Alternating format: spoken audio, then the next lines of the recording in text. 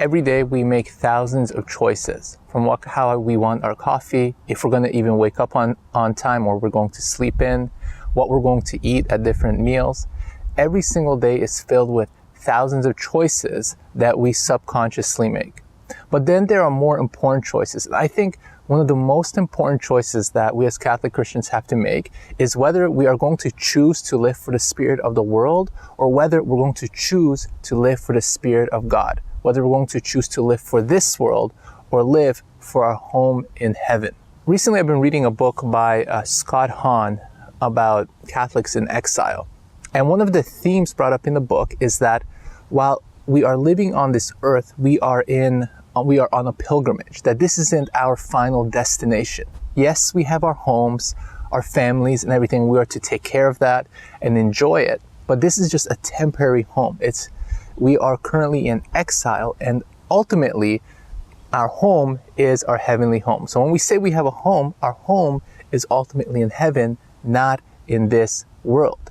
So then we have to choose, are we going to live as if this is our final destination, even though we're in exile? Is exile our final destination, or is heaven going to be our final destination? Is that our true home with Christ?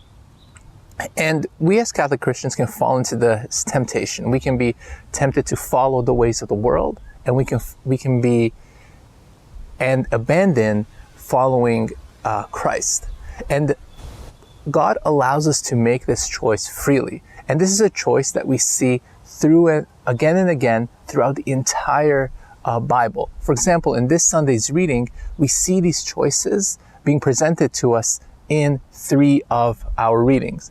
In our first reading, Joshua 24:15, Joshua presents the Israelites with a choice to follow the gods of their captors or follow the gods of the land in which they're in exile, or are they going to follow the one true God, the Lord their God, who rescued them from Egypt?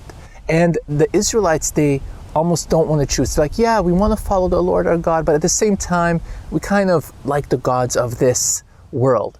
And this is how Joshua responds to this. In Joshua 24:15, he says, "And if you be unwilling to serve the Lord, choose this day whom you will serve, whether the gods of your fathers served in the region beyond the river, or the gods of the Amorites in whose land you will dwell. But as for me and my house, we will serve the Lord." And I love how definitive Joshua is in his choice. He doesn't impose his choice on others, but he says, hey, either you're going to follow the one true God or you're going to follow these other false gods. And he says, but as for me, I'm going to follow the one true God, the God of our fathers, the God of Abraham, who rescued us from captivity in Egypt. In our second reading in Ephesians 5, we see St. Paul speaking to the Christians in Ephesus about once again making a choice. Are they going to choose the spirit of the world, or are they going to choose the spirit of God in terms of how to run their household? And he starts off this this teaching on the Christian household, particularly on marriage, with a very controversial statement for that time, for the pagans of that time, and also even for our time. It says, St. Paul writes in Ephesians 5:21, "Be subject to one another out of reverence to Christ." So here he's speaking to husbands and wives. Be subject to one another, meaning serve one another, but ultimately be under Christ. So what does this ultimately mean? Don't live for yourselves. Don't live for this worldly pleasure. Your life is once you're together, you're one, and you are to serve God as one. In much a similar way, he's presenting to the Ephesians the same choice that Joshua in the Old Testament presented to the Israelites. And finally, we see perhaps the most important choice being presented by Jesus in John 6, in our gospel reading today. So John 6, if you're Catholic and Christian, this is the Eucharistic narrative, when Jesus speaks about his body being given as not only as a sacrifice, but as food for the journey to our heavenly home. And after all this discourse where he speaks about him giving his body in the Eucharist, everyone leaves. Most of the apostles leave, most of his disciples and followers leave because they cannot accept this teaching. It's very difficult.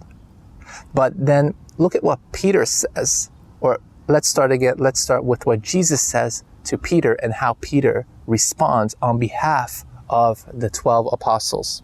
John 6:67-70 reads, Jesus said to the 12, "Do you also wish to go away?" Simon Peter answered him, "Lord, to whom shall we go? You have the words of eternal life, and we have believed and have come to know that you are the Holy One of God."